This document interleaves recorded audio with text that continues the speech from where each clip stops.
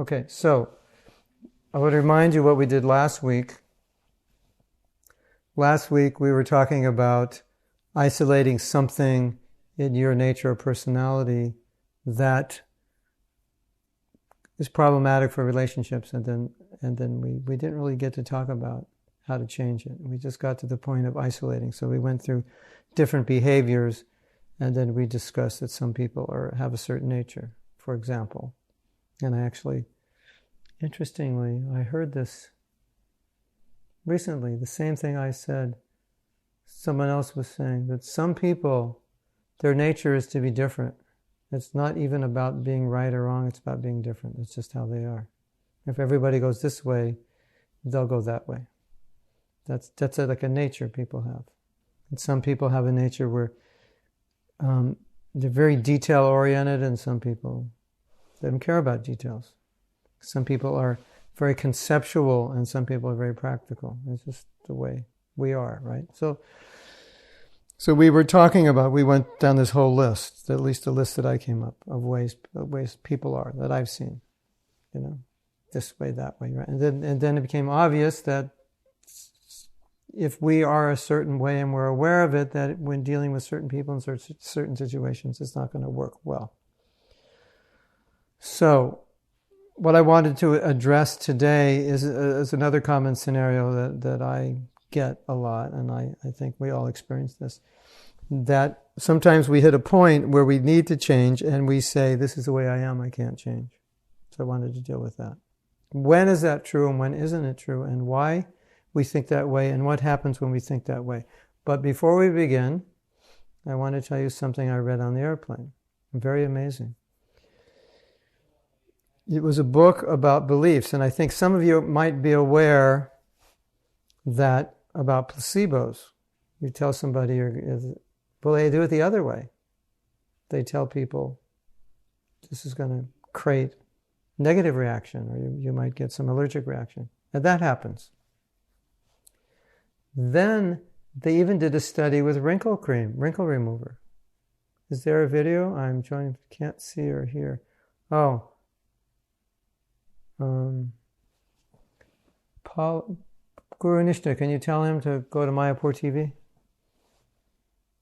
Tell Manas to go to mayapurtv.com. So they even did experiments with that based on belief, cost of the product.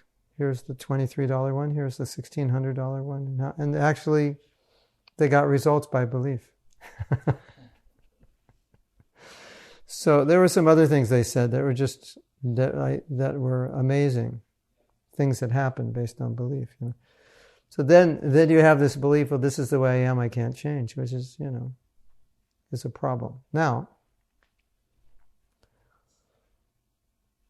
I was reading something else. I don't know if I mentioned this last week, but there's a man who does, I think I might have mentioned this, he does coaching for behavioral change. He's been doing it for 30 years. And a devotee, he's friends with a devotee, and it's similar in some ways to the work I do. So he told me to read about his work. So I was going through his articles in preparation for a book I'm writing. And one of the things he said is that something I learned over the years, which I didn't know in the beginning, is that the coach, it doesn't matter so much about the coach. It matters about the person, if they want to change or not. So he said, I may think I'm a great coach, but the real thing is, does a person want to change? And he said that I've come to the point in my career, is if I don't see they're really interested in changing, I don't work with them, I won't accept them as a client, because it doesn't work. So there's a verse in the Bhagavatam where, I don't think Guru Nishta, I have to write him. Mayapur.tv and click Mahat Das.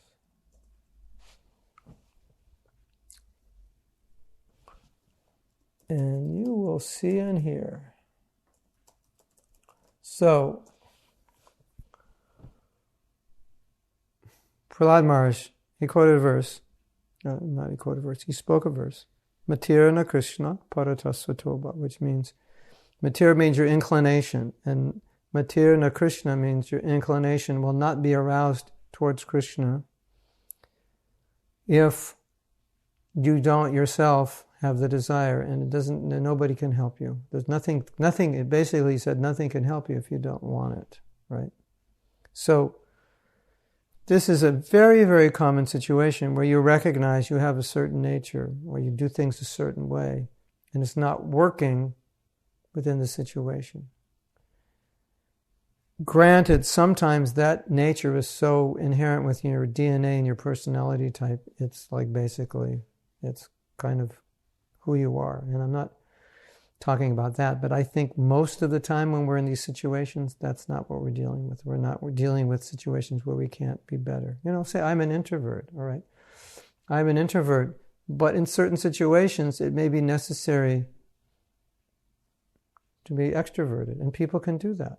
They can, they have to get up in front of an audience and do whatever they have to do, even though by nature, if you meet them personally, they're just very quiet. But in front of the audience, they're dynamic, powerful, because they have to do that. So people can do that. Or vice versa, if they have to be, Don't say anything. We're going to this meeting. Don't say anything. Just be present. The blabbermouth, he can't stop talking. He can do it, So most of the time I would say, we're not asking people to change their nature. You're not being asked to change your nature 24/7. You're being asked to change your nature within certain parameters or certain situations. Or, this is my nature, but just don't always be like this. Try to sometimes not, can you be really friendly? Make sure you're really friendly, because I know you're very, you're very much a recluse and you don't like interacting, But, we're going to be with the family, so can you just be friendly? Okay, so we can do these things. But generally, what I find, my experience is, people who say I can't basically don't really want to try. It's just so much out of their comfort zone, they don't want to do it.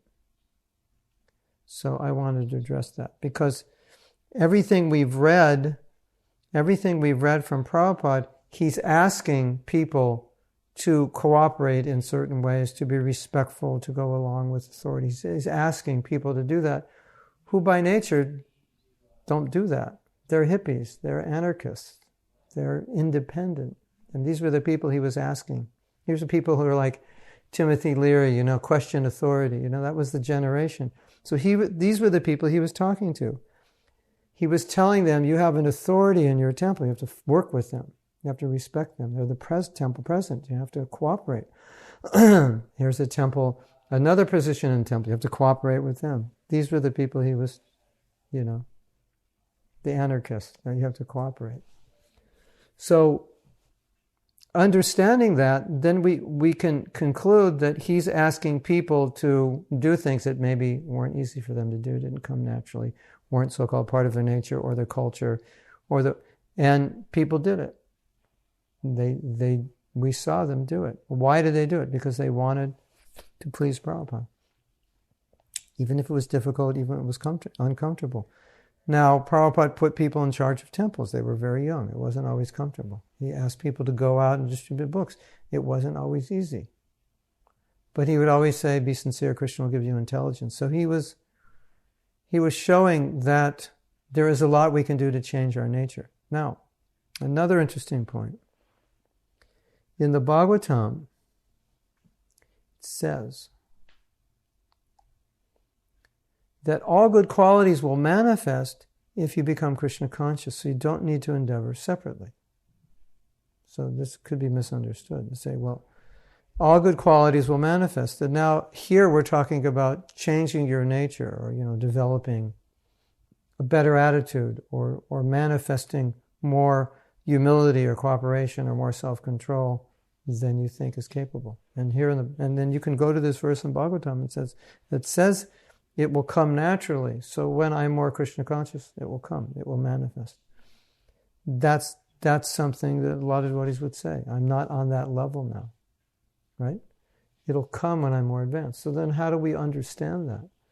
Well, one of the ways, I think, is better to look at how we misunderstand it. One of the ways we misunderstand it, and it's very interesting, and I don't know if you experience this, but it's a very interesting psychology, and I think it's very easy to fall into the psychology.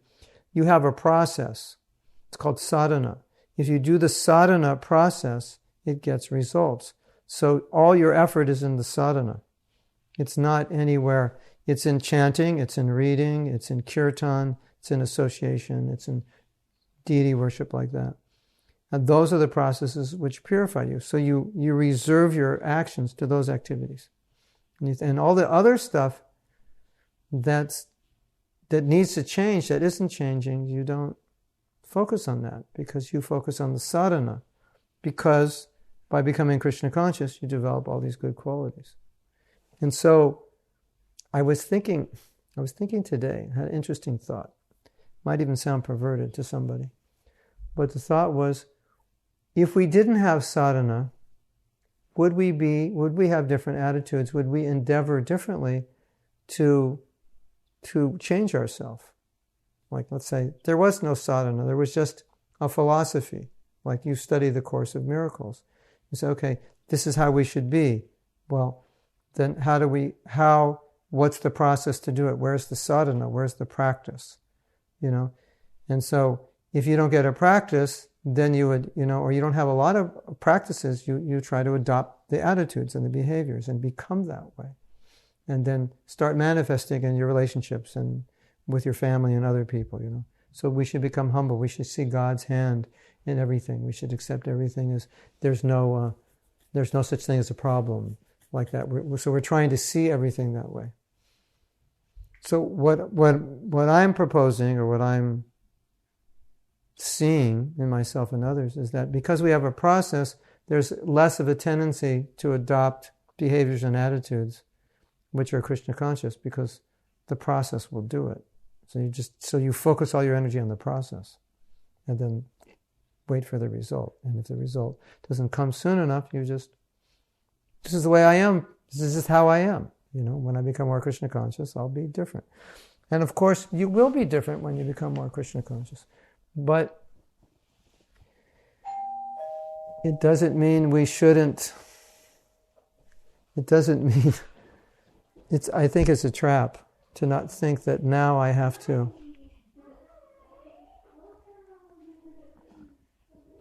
To not think that now I have to work on what needs to be worked on. Madhava, Vaishali. We're talking about how to become pure. My daughter and wife have just arrived. I think they're going to go upstairs after the commotion. So, it's a trap. I think it's a trap. Now, can somebody change radically? In some cases, yes, because it's not inherent within their nature. It's just acquired bad qualities, or acquired culturally that they're like this. Like in Western culture, we in American culture, we don't have high respect for superiors, not as high as respect as they have for superiors in India. There's a tradition, it's a culture. Respect for the brother, respect for the parents, respect for the teachers. When I'm in India doing a workshop, when I walk into the workshop, everybody stands up. In America, nobody would do that. They would feel so awkward doing that. Who is he? Why would we stand up? I mean, in some cases, if a person's very exalted, the Dalai Lama shows up maybe. But Mahatma, that's the culture, right? So some things that we're dealing with are just culture. They're not ingrained in our nature, but we think this is how I am and I can't change. So I'm suggesting two things here. That one thing is that it may be due to laziness, it may be due to the fact we don't know how to change, it may be due to the fact we don't want to change, it may be due to other reasons, or it may be a philosophical misunderstanding that the change will come as a byproduct of bhakti, and you can't artificially enact changes like that. No. There is truth to that, but what you're doing on the level of bhakti is you're not necessarily changing internally as much as you're changing the external behavior. And by changing the external behavior, the internal behavior will gradually change. You see there's a difference, and I think Guru Nishna is asking that question, and I'm going to turn my phone off before it keeps ringing. So, often we give the example, third verse of Shishashtakam Trinadapi Sunichena, that Toro Ivasahishuna Manida Manadena Kirtaniya Siddhari. You should chant the holy name of the Lord in a humble state of mind. All right. So you come to get the holy name and you're told to chant. And how are you told to chant? You're told to chant in a humble state of mind. Now you're just beginning your spiritual life. How humble are you? How much practice have you had? Maybe in your past life you've had some practice, but generally, none of us are that humble. We become humble through the practice. So then you could, if you use the line of reasoning which I'm speaking against, then you could say, I can't chant in a humble state of mind because I'm not advanced yet. When I become advanced, as a byproduct of advancement, I'll become humble. Because the ornament of love of Krishna is humility. That's true. But now, what do? So why is Mahaprabhu saying, chant the holy name in humble state of mind? So we understand, what is a humble state of mind? It means I'm dependent on Krishna. Krishna, I can't chant your holy name purely without your help.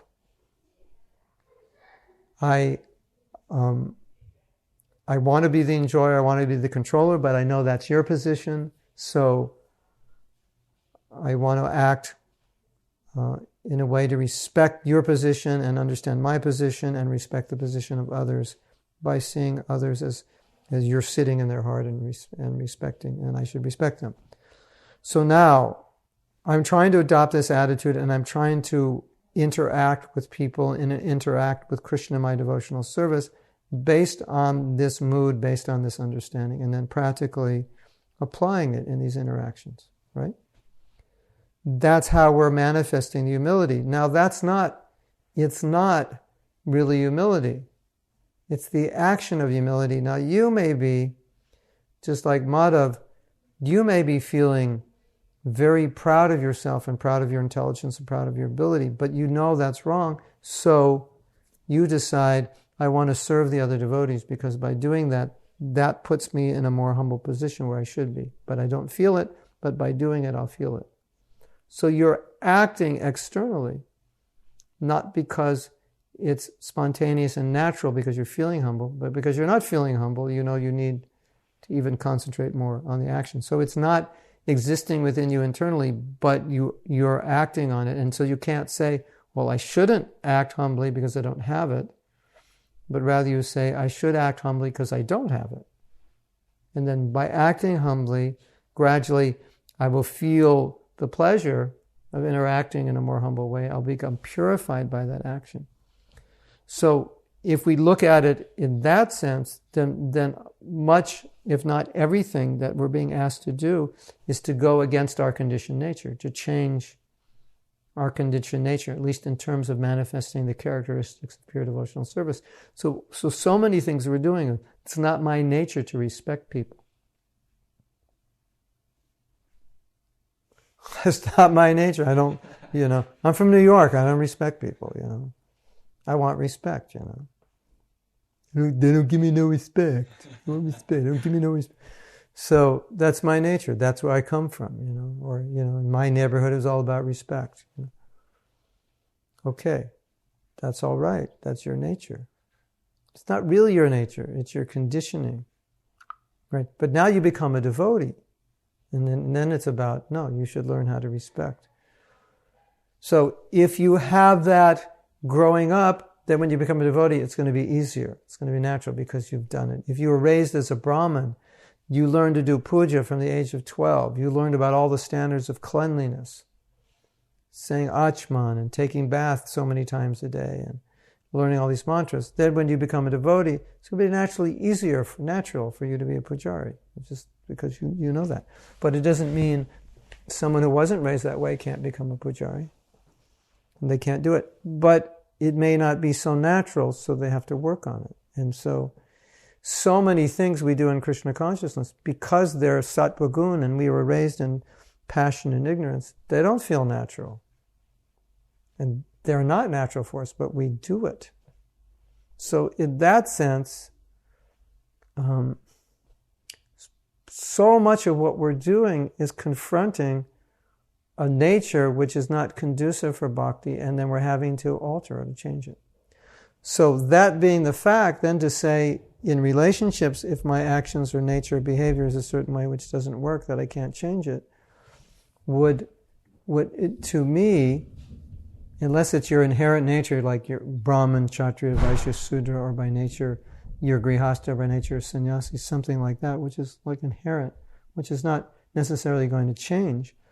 But if it's condition, more of a conditioned nature, then saying I can't change, but then we have to say, but Krishna consciousness is all about change. That's what we're doing, isn't it?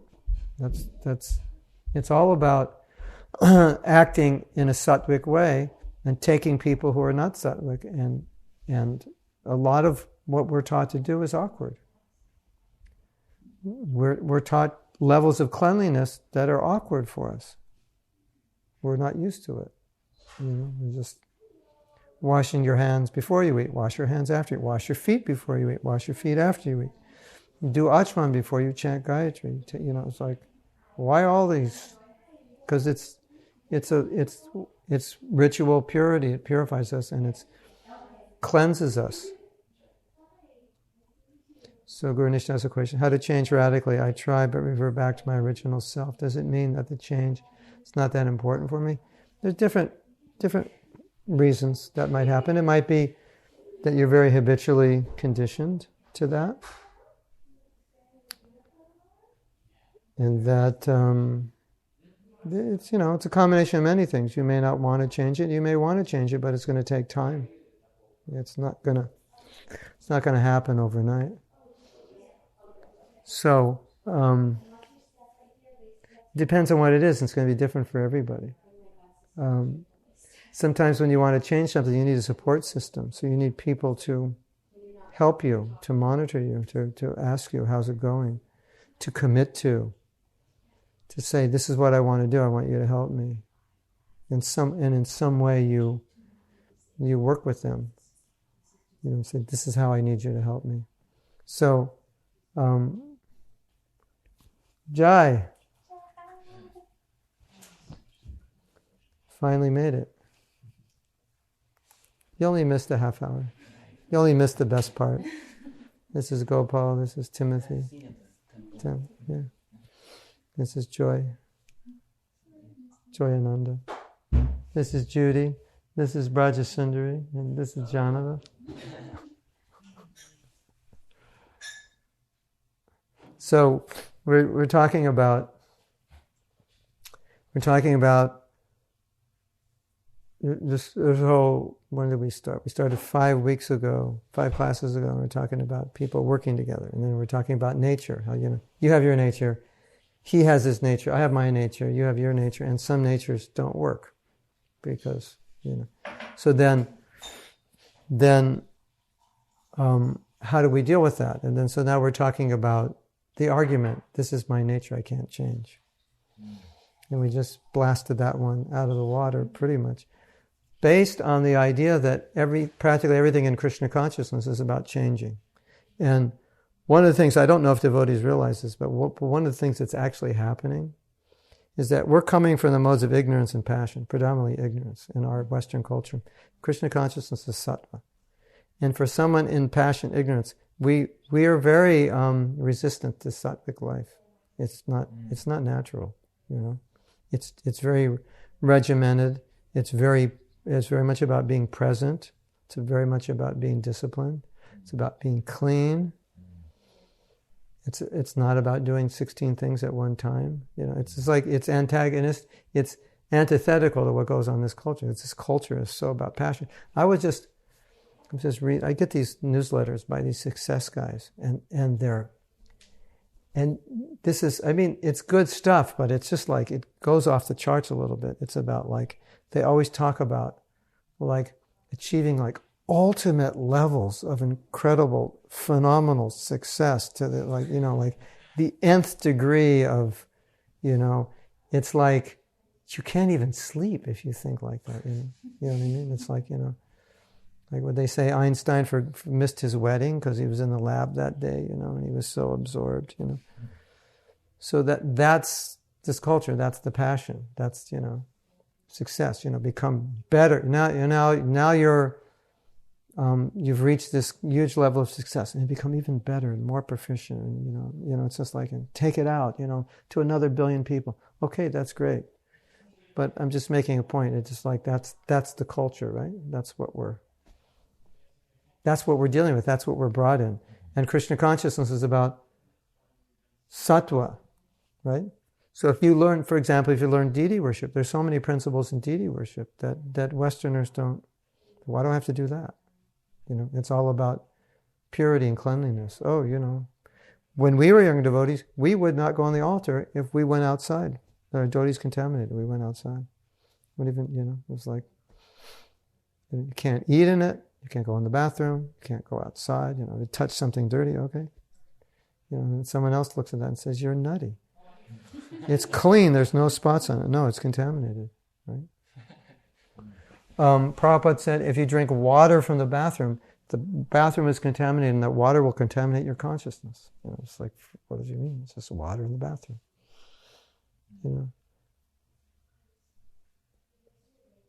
There's so many things. If you actually study Brahminical culture, there's so much.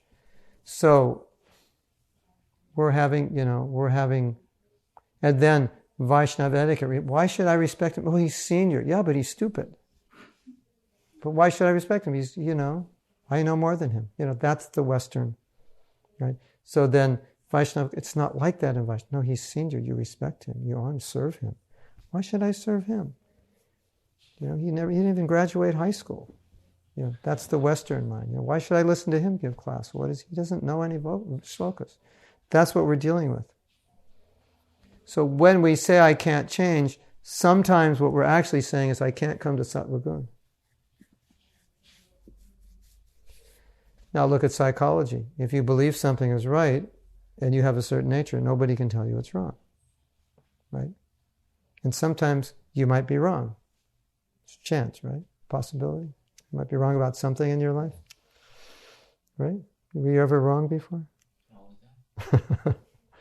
But sometimes we get hung up on it. No, this is how it is. So that is also part of our nature. False ego. It's so. Anyway, so what we're saying here is that in Krishna consciousness, so much of what we're doing is changing from this tamagun, rajagun nature to sattvagun nature. That's what we're working on. It's all about that. And when you live in India, for example, and you see people who are very evolved, advanced in Krishna consciousness and very cultured, then you begin to understand. There's a whole culture that supports this sattvic practice. It's not in this culture. It's not called American culture. It's a different culture, and you pick up on it. You see it. How people interact, how they respect one another. This Urmila was saying, for example, she was saying, either now or in the past, she was teaching a course. Some devotee was taking sannyas. He's an Indian devotee. And he had to take Bhakti Shastri. And she said, he was in her class, because he has to take it to get in. And she said, he was far more learned than I am, but he sat humbly in the class and learned from me and asked questions and like that. She says, that's culture. That's not what Americans go, what? I'm not going to listen to this woman. I'm a sannyasi. It's just like, so you see these things in India. You understand there's a way, and then you understand that you look at people and say, everybody's acting this way according to this cultural paradigm. That means, but we thought everybody has their individual nature. They do, but they act within the culture because they discipline, they restrict themselves. So they don't sit around and say, this is just how I am. I'm not respecting the temple president. I don't respect authority. That's not my nature. They don't say that. I don't know. They may discuss, there may be problems, but generally, in a cultured person will accept that. That's just how they do it. So, anyway, there's another question. Did that make sense? Yeah. I have a question. Can you talk a little bit about how one should deal with, let's say your authority, your temple president, is not really following the path of bhakti, which means not following a lot of principles, not following the morning program, not following chanting Hare Krishna, not following a lot of things. I mean, you're working on it. How did he become the temple president? It's America, I don't know. But I've had some realizations lately where I'm just trying to think of that verse being lower than a straw on the street. And some devotee described it when in India, where the only thing lower than a straw on the street, they would throw a straw to cover the stool. So it's really like, you can't think like you're saying that, oh, who's this person, who's not doing this, and not doing that. You actually have to see and try to inspire. So if you could talk a little bit about. There's different ways of seeing. I think one aspect of this question is, do you want to work with the person? Because if you do, then what you say follows in line. You appreciate the person for what they are. You may try to help as best you can, or get other people to inspire the person. And then you appreciate the service the person is doing. And you just, you become inspired by that aspect of the person. If it's difficult for you to work with a person, then it may evolve into a point where you start becoming very critical, and that will hurt you. And if you recognize that and say, okay, I can't deal with this situation, it's bad for me, I've tried, but I can't. Or maybe it goes against your own integrity of what a temple president should be, and you can't. You can't. It's ingrained within your mind that this is, what Prabhupada wanted, and I can't accept. And then you have, rather than make the offense, you just go somewhere else. But as far as taking the humble position on a higher level of Krishna consciousness, one would just appreciate the service of that person. And they wouldn't look at the negative. They would say, well, he's done so much service. This is so nice. One would even think, just see, he's steadily doing the service for so many years, and he doesn't even go to the morning program all the time, or I don't see him chanting his rounds, and still he's doing it. He said, I couldn't do that. Right. So you can see that way, right?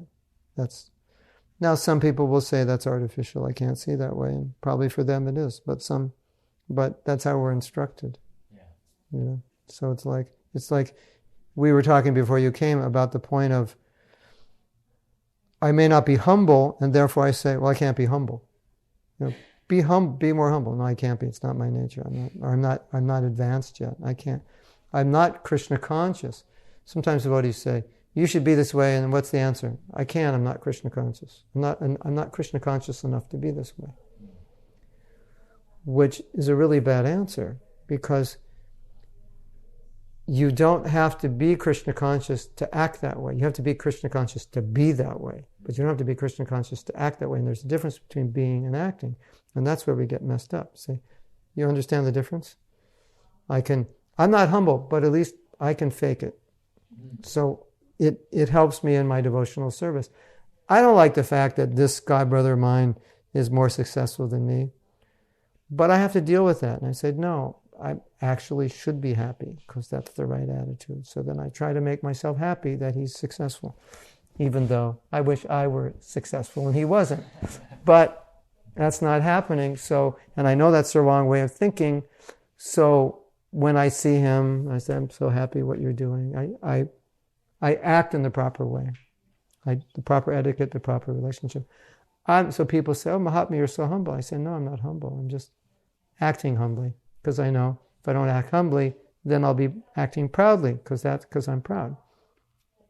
So being humble and acting humble, they're not always synonymous. Now, of course, in the higher stages, you're humble, and so you'll act humble. But in the lower stages, then you can say it's artificial. So then, what are you going to do? So I don't want to be artificial. So then, what do? Well, I'm walk around proud. At least I'm real. Prabhu, you're proud, but I'm real. You're proud too, you're just faking it. No, but the point is, you should fake it. Not that you become proud that you're faking it and everyone thinks you're humble. Muscle memory, you get in the habits of Yeah. acting a certain way. Yeah. Eventually, the realization will. Exactly, and also the taste for acting that way, because you'll experience it. That's actually a better way to act. You'll be more Krishna conscious, so you like it. We can always experiment. Let's see if I Yeah. do this way. What are the results? But see, the other thing is, looking at Krishna consciousness in general, you come in and you don't know how to act. So everything you're doing is you're being told, do this. Don't eat with your left hand, eat with your right hand. Oh, I do. Sit on your left hand, don't eat with it. Oh, okay. The day you move in the temple, the people tell you like 20 things you didn't know. Drink water. Go wash your hands, you just drank water. Oh, what did I do? Your hands are contaminated. Right? In older days of ISKCON, we were very fanatic, and so new people would just be like getting all this, get bombarded. Yeah. Don't sleep to the west, south or east. You go crazy if you sleep to west and north. All right. Then they go in the bath. In those days, you go to the toilet. There was no toilet seat. It's like everything was weird. Everything was so. You're doing everything differently. You're learning how to act in a different way. And that's what we're always doing. It's not natural, right? So if you look at Krishna consciousness from that perspective, so much of what we're doing is not natural. And then where we get trapped is we just kind of don't change. We just kind of go with who we are. It's the way I am. I got a little Krishna consciousness here, but basically I'm American Malecha, more or less, and then I add Krishna consciousness to it. No. You are an aspiring Vaishnava who's meant to act through Vaishnava etiquette and relationships and develop Vaishnava attitudes, who's struggling with your Malecha nature, which is who you are, but it's not who you want to act. It's not how you act. That's the way it's supposed to be. Right? This is, being and doing. The whole be, do thing. This is, okay, that's not who you are, but it doesn't mean it's not who you act. This is how I act because this is how I am. And that's real. No. So, in a sense, Vaidhi Bhakti is being a little bit unreal. It's being a little unnatural. So, understanding that, then when you come to situations where there's friction and you're conflicting because of your nature, then you start to understand, okay, I see conflict here, as the saying goes, in every relationship, in every conflict you were there. We want to say, no, I'm innocent. No, but you're in the conflict. So, I'm saying, there's a conflict going on right now, and if you're in it, that means you're part of the conflict. So now you begin to understand, you look at the conflict and say, okay, how is my nature contributing to the conflict? And in what ways can I change? And before you came, we were saying the biggest problem is if you're not willing to change, you can't. It's not possible. You won't. Yes? Oh, yeah. Just add to that, you can't wake would probably say if someone's sleeping. Pretending to sleep. And you can't wake them. Can't wake them up, you're just pretending, yeah. I was thinking when you were talking about that, because it's been on my mind a lot as I travel across all the temples in America and stuff, and meet a lot of different kinds of devotees, that I was thinking about the military, like how they train people always for boot camp. Everyone gets boot camps, they get chopped, they get built up, chopped down, and then they get made into a soldier. And before that, they were just whoever they were off the street. Yeah. And that's the same training I got when I came to the temple. We went through the Brahmacharya ashram, full-time Bhakti Sushan, full-time Harinam, the full surrender process, and then as years go by, you kind of develop who you are. But I notice a lot of times now, a lot of people coming to the Krishna conscious movement just kind of sneak in there, come to Sunday feast for a while, and then next thing you know, they're get initiated somehow, and next thing you know, they didn't really go to the same training. Maybe they joined with their wife or their girlfriend. Well, a lot of them are, not living in the temple. Yeah, not actually going through the actual training process. Yeah, well, there's a lot of training shastrically now, but training in how we should behave I think the biggest part is, even despite all the good training we all got, the cultural training. That we are, I mean, I travel around the world, and every country is different culturally. And the way, it's like I was telling them when I was in India. I do a workshop, everybody's in there, and I walk in, and they all stand up. They're doctors, they're this, they're that, they stand up, right?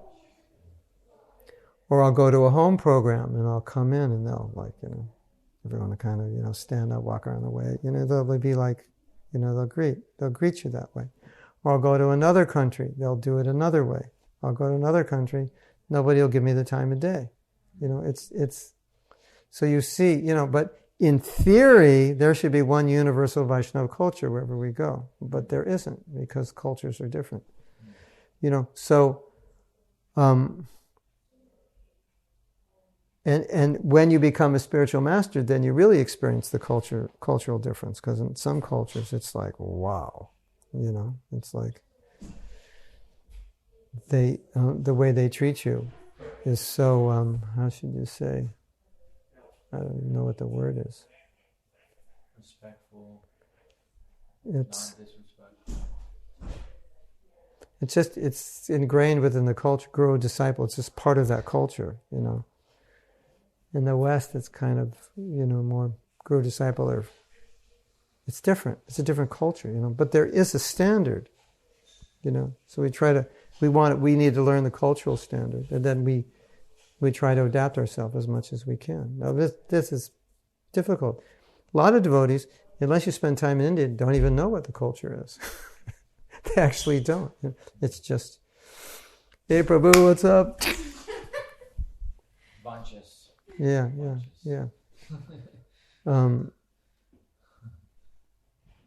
So, anyway,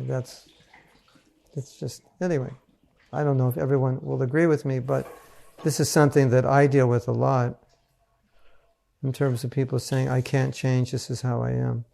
And I would say the majority of the time they can. And as we said in the last class, for working together, it's necessary. And it's necessary for us to see what is it about us that causes friction with other people. Like I myself, by nature, I'm very independent. I was always like that. I can travel across country alone, and I'm like, don't get lonely. I'm like, this is great, I don't have to put up with anybody.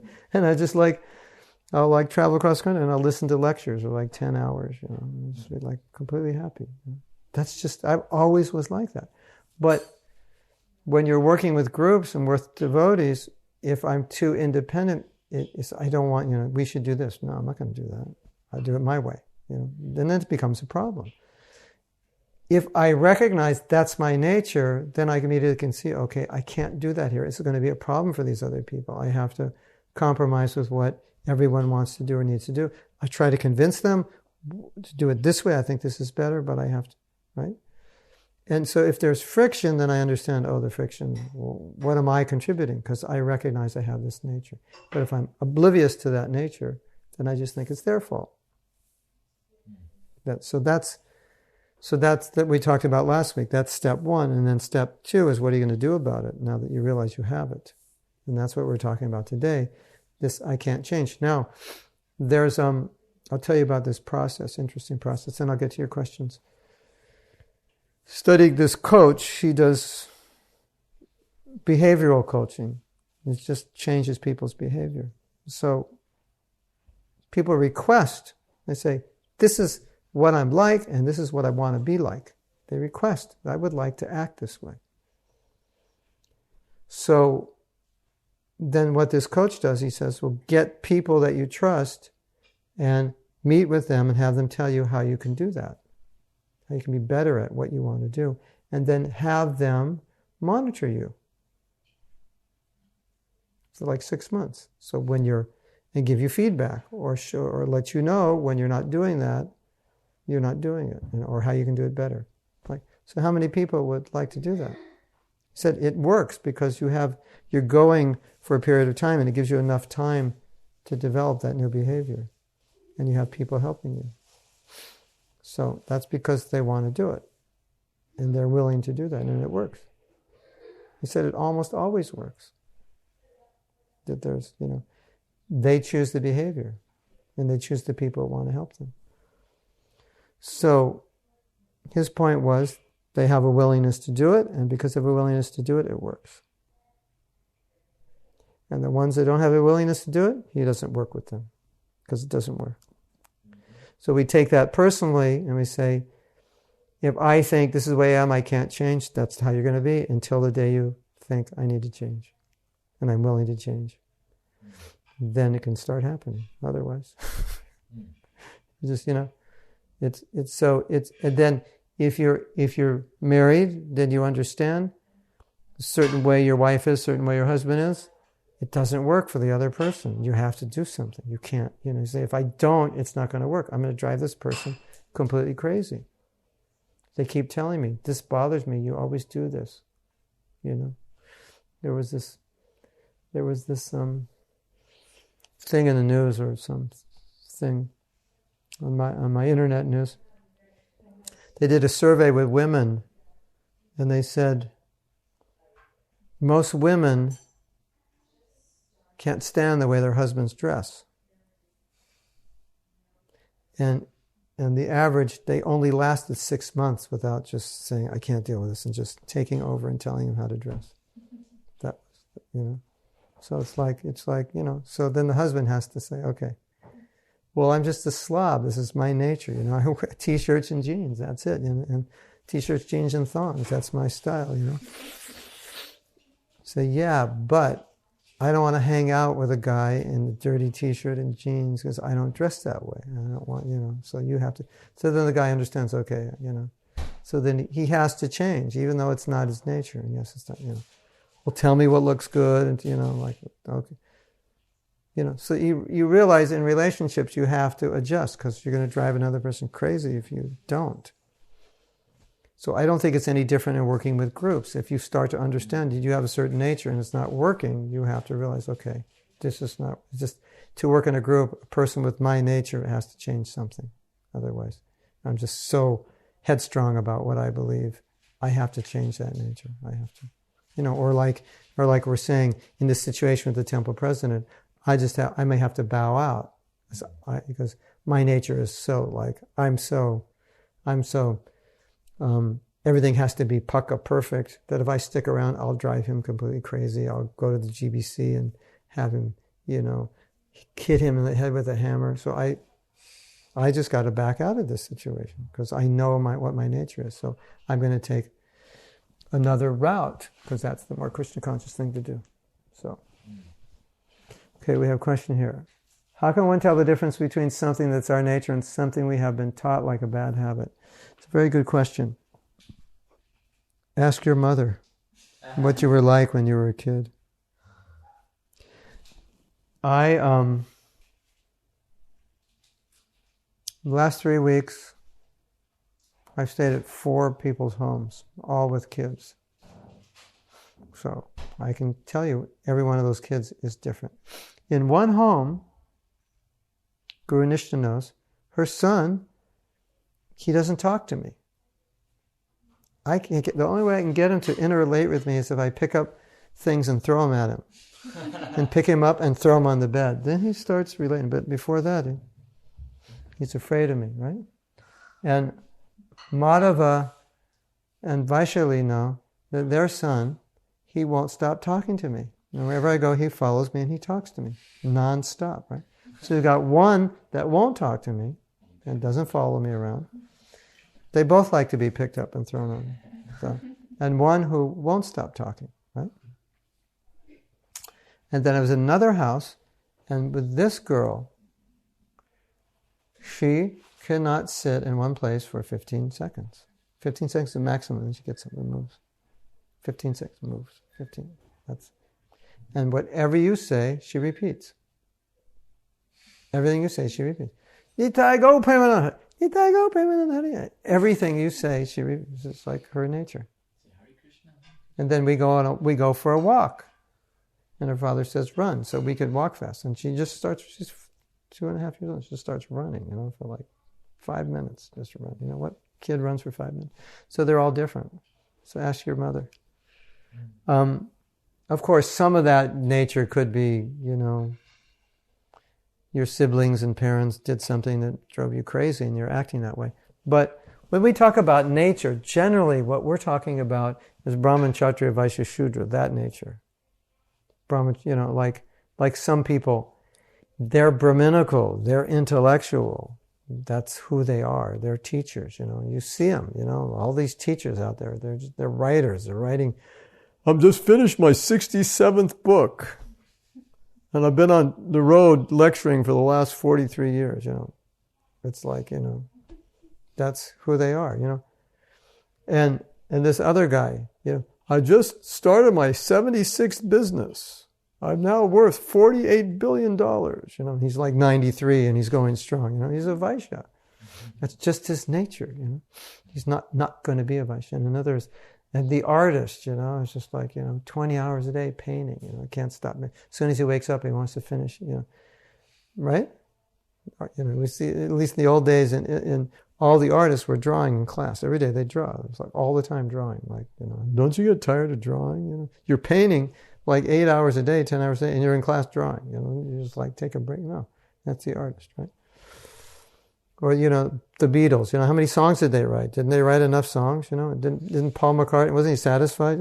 He's writing songs, right? He'll always write songs. I've written songs. I don't even know why I wrote them. I write songs. That's the musician. You write songs. Why? Because you got an idea. It's in your head. So that's also what we're talking about, nature. But and they say, you have people have different kind of personalities, the extrovert, the introvert, but what I'm saying is, even in spite of that, sometimes, and Shastra says, sometimes the Brahmin has to adopt the activity of Kshatriya, or the Kshatriya Brahmin. Sometimes in emergencies you have to do that, and they do it. Isn't that interesting? They actually, so what I'm saying is, okay, you may have your nature, whether it's your nature or it's your conditioned nature, however you see it. In some cases, it doesn't matter. But when you're in a situation and you realize acting with that nature doesn't work, you have to change it. At least in that situation, you can't act according to that. And you do have, I believe you can do that. Right? So it's just, okay, I used to distribute books. Now, to distribute books, you better be very extroverted, otherwise people are going to walk all over you, unless you're at a college campus or some park somewhere and you have a table and people are coming up. But generally, if you're not a little heavy, powerful, strong, determined, people won't even give you the time of day. It's really difficult to stop them. So many devotees like myself became, for that service, extremely extroverted. Like we do wild, bizarre things. But it wasn't our nature. It's not like we just did it naturally. But it was the only thing that worked to get people to take books. So we just did it. And then you'd come back to the temple and you'd be your normal self. So the introverts would just, go in their room and read, and the extroverts would, hang out and talk all night, But generally, what I saw, the devotees that did the best on book distribution were the ones who had that, nature. They were, very determined, very focused, they weren't afraid of people. They had easier time. It was just natural for them, Sometimes you'd get somebody out, a new bhakta, and you throw him out on book distribution, and he does better than everybody else. Because that's just his nature, But those who weren't like that would develop the nature they needed to do the service. Just because someone had to do it, and they were asked to do it, and they did it. So I'm saying that you can adapt when necessary within a situation to be able to cooperate more or get along. You can adapt your nature. And you see, actually, many devotees do this. When they're young, they're very gung-ho and headstrong. It has to be like this. And then they get old and they kind of just like, they chill. They realize that's stupid. It's just like live and let live. So they did change, So that means that wasn't really their nature. That was just like conditioning. how they were, they're just headstrong young people.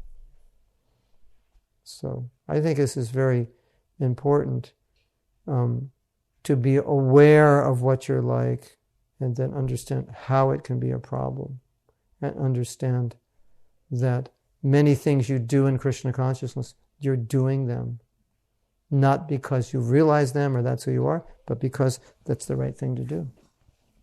And every letter we read that Prabhupada wrote was all about how he wanted devotees to cooperate, who basically couldn't cooperate. And when Prabhupada was here, so many devotees cooperated, and everybody knew. He said, we could never cooperate if Prabhupada wasn't here. We were doing it for Prabhupada, so that means they were able to do it. I mean, we all knew it put these people together. We all knew they could never get along if Prabhupada wasn't there. They would be strangling one another. And a lot of those people after Prabhupada left, they left ISKCON. They couldn't work with him. But because Prabhupada was there, they did it. They controlled that nature to be extremely independent or overbearing or whatever, and they worked. It's higher cause. Is it your nature to follow the four regular principles? Is that how you grew up? No. But someday it'll be your nature. I don't know if that answers your question, Antonio, but it doesn't matter what your nature is. You have to do what, we say your nature, okay, are you a Brahmin, Kshatriya, Vaishya, Shudra? Engage that nature in Krishna consciousness. That stuff you don't try to change, oh, so I'm a musician. Oh no, my life is ruined. No, you engage that in Krishna service. Oh, I'm a Vaishya, I'm low class. No, make a lot of money, build temples. That's the idea. It's not like you. There's an interesting thing that devotees don't realize. You may have a Vaishya nature, but by culture we're all Brahminical. So it's not like, hey, I'm a Vaishya, so I get up at 7:00. No, it's not like that. No. We're all Vaishnavas, and that's the culture we follow, which is a Brahminical culture.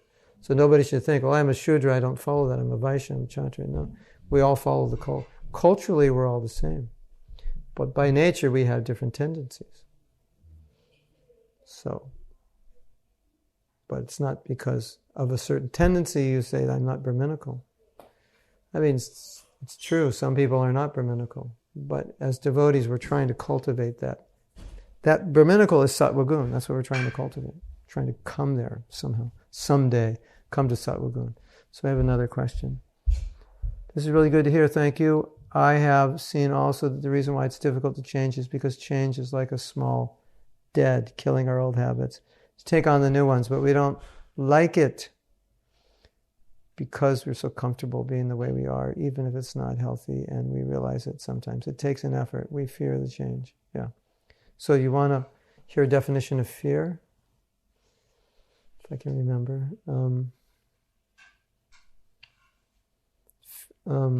Fear is it's the belief that I won't be able to handle something. The belief I won't be able to. Think about something you're afraid to do. Okay, Joy, I want you to go up on the roof, there's a leak, and I want you to go up there. Oh. The belief that I can't handle that. That's what fear is. Right? So like change, I can't do that. I won't be able to do that. It'll be too uncomfortable. The belief that that I can't handle it, or the belief that it'll be too uncomfortable. And so what do they say? The only way to overcome that fear is to do it. And then you expand your comfort zone. Now what was uncomfortable is comfortable. So you see these devotees, they distributed books. It was so difficult because there's not their nature. They're not salesmen. They're not bold. But now they do it after years of doing it. It's very comfortable. It's very easy. Right? So my realization over the years has become stronger and stronger that anything you want to do in Krishna consciousness,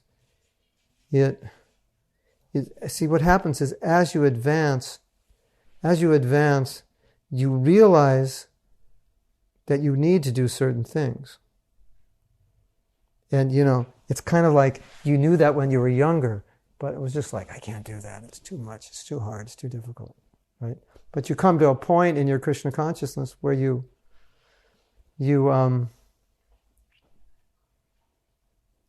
understand, I have to do this. It's just like, you look at your life and you say, I've hit this wall and I'm going to have to change to go beyond it. And so at that point, your desire to do it changes. Or just because you're becoming more Krishna conscious, the desire to be this way instead of this way becomes stronger. Whereas when you're a younger devotee, that desire was weaker. And that's why you never changed. So you're advancing, and finally say, I really want to be this way. I really don't want to be like this anymore. I want to be like this. When that desire hits that point, then instead of feeling uncomfortable about changing, you start to feel uncomfortable about not changing. That's what you want. So, Carolina, meditate on how uncomfortable you are by not changing. And really meditate on how comfortable you will be when you change. Like imagine, they did this seminar, this devotee told me. It was a life missions. It's called Life Directions. So you kind of get in touch with what you want to do with your life, right? So one of the exercises in the seminar was you walk around the room as if it's 10 years later and you're telling people what you're doing. Yeah, I got my company, we're on the New York Stock Exchange, or I've written my third book, or whatever it is you wanted to do, whatever your mission is, or I did a platinum album. So now you're talking about it. So the whole idea was to make you realize that you're much more miserable by not changing. And if you actually realize those goals, just see how happy you'd be, right? As opposed to, I always say the comfort zone is the most uncomfortable because you actually want to be out of it. Because see, all your goals are out of the comfort zone. Everything that you're not, that you want to be, which is out of the comfort zone, means your comfort zone is uncomfortable because you want to be, if you want to be here, that's what will really make you comfortable. And if you know you can be there, then you have to do it. It's just interesting. It's just the way you will find in your life, you'll hit a point and all of a sudden you'll be able to do something you could never do before. It's just something changes inside. It's just like, one day you wake up and go, I'm not doing that anymore. And you stop. It happens like that sometimes because you're progressing in Krishna consciousness and you realize this one thing is stupid. It's holding me down. I don't want to do it anymore.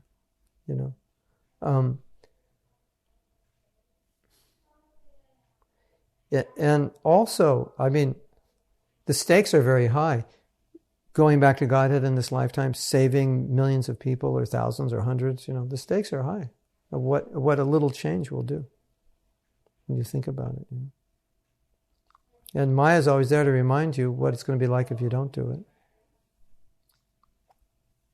So, another realization I've had is that we are chiseling away, chiseling, and sometimes it just takes years for us to get it. Like we think we got it, but we actually don't. We think we understood it, but we actually don't because we're not very smart. And so Maya's just kind of she dumbs us down like immensely. So we think we understand something, but actually you look back and you go, I never understood that. I never did that. I thought I understood it, but I never did it. That's, But as you advance in Krishna consciousness, at some point you come to this point, you go, you get it, and then you do it, and it's easy. And when it's hard, it's because we don't get it. We only think we got it, but we really didn't. And that's a great trick. Maya thinks, she'll make you think you got it when you don't. Now no worries, right? So you stay in Krishna consciousness, you go on with the process, you keep hearing, you keep chanting, you keep associating. And gradually you get certain things. You go, oh, now I think I finally got it. And you see something changed. I just started doing this. Every day I'm doing this. And I hadn't done it for years, or I never did it. I finally got it. And I've been telling people to do this, and I never did it. At least didn't do it well. I didn't do it the way I should have. So that's the good part about staying in Krishna consciousness. You stay long enough, you start to get things. It goes off the page and it actually goes into your heart. There's a story that Bhaktisiddhanta had some disciples and they were having difficulty. And they said, "What's the problem?" He said, "Your intelligence is weak. That you're not seeing clearly. This is why you did this stupid thing, because you weren't seeing clearly that it was stupid. Otherwise you wouldn't have done it, right? Who does stupid things? You only do it because you don't really think it's that bad. I just drink a 6-pack and two packs of cigarettes a day. What's wrong with that? That's like, right? Well, you have cholesterol. Yeah, well, I just have 3 Big Macs, a week. What's the problem? So that's, right? And one day they realized, I have to stop that. It took them 20 years to realize that, right? Practically, they dropped dead and they realized it. So we're like that also, often. We're going on, getting slapped, beaten, falling, suffering, doing the same stupid things. And then one day it's like, okay, that's it. I think I understand now. So that's the good part about staying in Krishna consciousness. Someday you get it. Don't worry, you'll get it someday. When you get it, everything changes. Then it's easy. Once you get it, it's easy. Because, it's just how you are. It's how you see things. Okay, we have another question.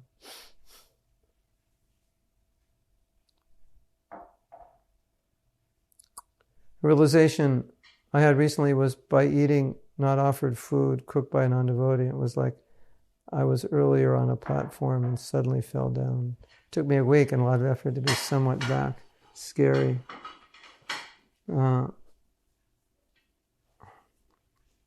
Another thing Carolina's saying here, she's saying, once you change, you feel better, and then you think, why did I wait so long to change? Right? So, all right, any other questions?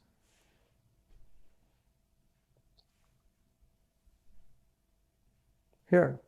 Okay, I'm going to read you something. I plagiarized today, rewrote it. Would you like to hear it?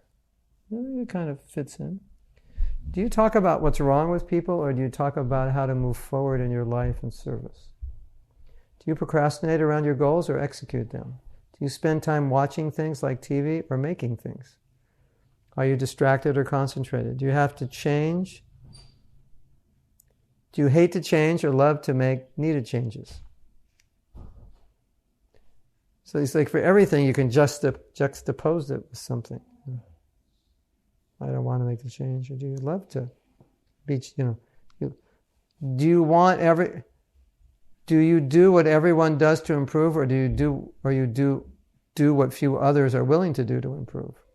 And you'll see this amongst devotees are advanced, very advanced. But they'll tend to do things that most devotees won't do. They'll take on austerities that most devotees won't take on. Have you seen that? They'll do things. Do you associate with those who like to complain or those who can help you succeed? Are you stuck in the past or inspired by the future? Do you resist difficult or challenging service or seek out such service?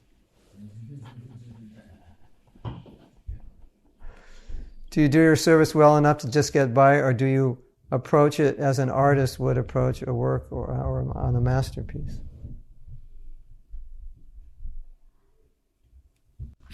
I had that last one right there is interesting because in the 10th canto when Krishna is rewarding the gopis for their service, and he pretty much says, let your service be the reward. Yeah. I can't repay you.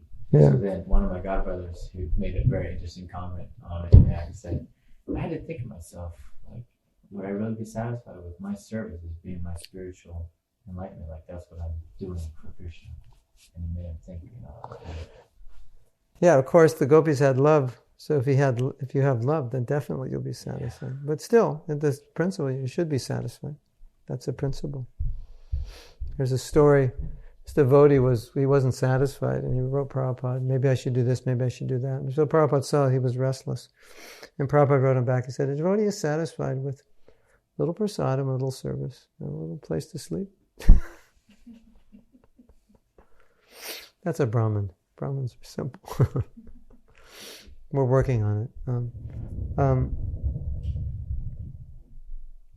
Do you give more time to leisure than to learning? Do you tear people down or lift others up? Do you practice negativity, or are you unreasonably positive? Do you waste time or fully exploit time? Do you succeed to receive applause or to please Guru and Krishna? Do you sleep late or rise early?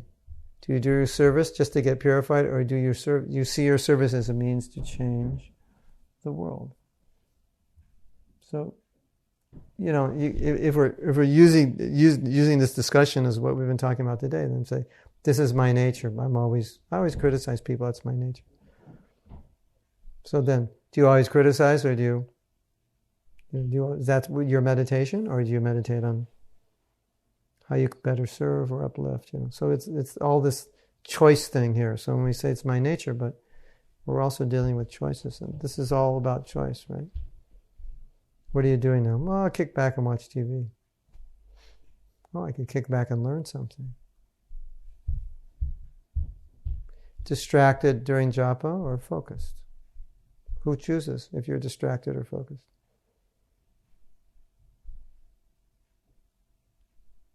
Do you just do enough to get by?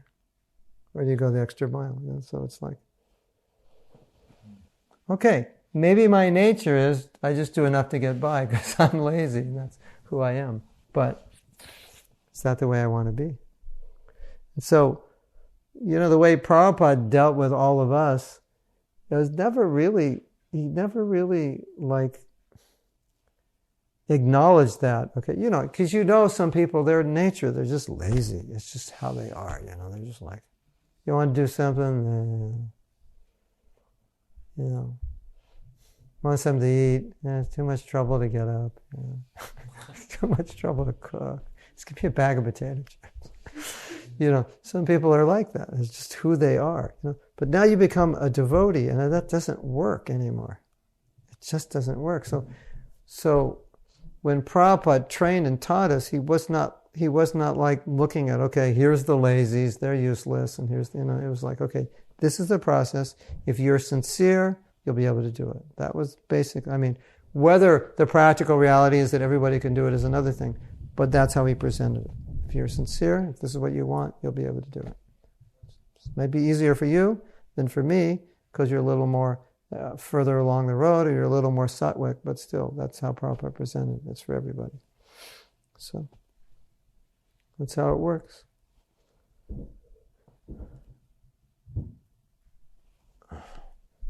Rajendra Das. Rajendran. He has a... Russian Rajendra from Hollywood? Rajendran. Sometimes not get interest to chant. Some tips for improving chanting. Go to my website. The greatest tip for improving chanting is to learn to like chanting. That's the greatest obstacle that devotees have. They don't like to chant. They just don't like it.